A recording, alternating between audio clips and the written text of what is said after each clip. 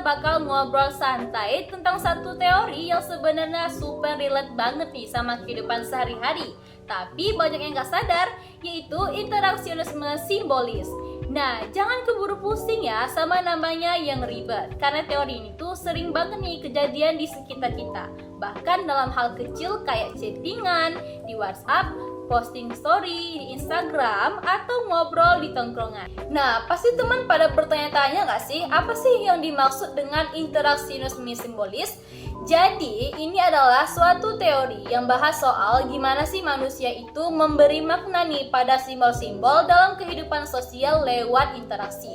Simbol ini bukan cuma gambar atau tulisan ya, tapi bisa juga melalui ekspresi wajah, gaya bicara, bahkan cara ketik pesan. Misalnya nih, kalau seseorang balas chat kamu cuma pakai oke atau titik, pasti rasanya beda banget dibanding oke, hehe. Jadi kayak ada ketawa-ketawanya gitu nih. Walaupun sama-sama oke, maknanya bisa beda banget nih, tergantung hubungan dan situasinya. Terus apa nih contoh fenomenanya di kehidupan nyata? Nih ya teman-teman, coba bayangin nih, di zaman sekarang simbol-simbol ini gampang banget bikin salah paham. Iya gak sih? Kayak misal nih, waktu ada yang update story lagu galau, pasti banyak yang mikir, wah ini lagi sedih ya. Padahal bisa aja yang update itu cuma lagi dengerin lagunya karena enak didengar di telinga. Nah, dari situ kelihatan banget ya bahwa interaksi sosial itu nggak pernah lepas dari simbol dan tafsir. Dan itulah yang dibahas dalam interaksionisme simbolis. Nah, teman-teman tahu nggak sih bahwa penelitian interaksionisme simbolis ini sangat penting? Ya, kenapa penting? Ya karena penelitian ini tuh hidup di tengah masyarakat, karena semua orang juga bakal terlibat dalam proses memberi makna pada simbol. Tanpa kita sadari, cara menafsirkan simbol itu bisa mempengaruhi hubungan sosial. Dari yang simple nih, kayak chat, sampai keputusan besar dalam kehidupan. Jadi, lewat penelitian ini, kita bisa lebih ngerti nih di mana pola pikir seseorang tuh terbentuk dari interaksinya sehari-hari. Terus gimana sih langkah-langkah penelitian interaksionisme simbolis?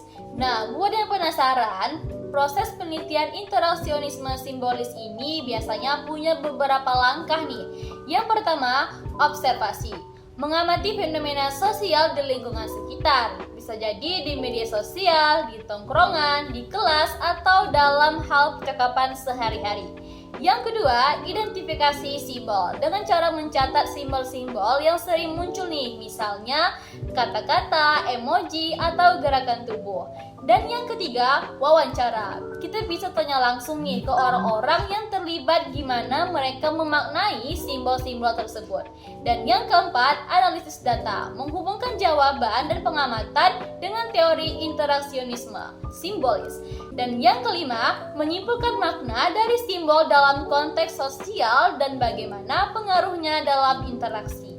Jadi nih teman-teman, kesimpulan dari interaksionisme simbolis ini ngajarin kita supaya lebih peka dalam memaknai simbol di sekitar, supaya gak gampang salah paham nih dan lebih bijak dalam berinteraksi.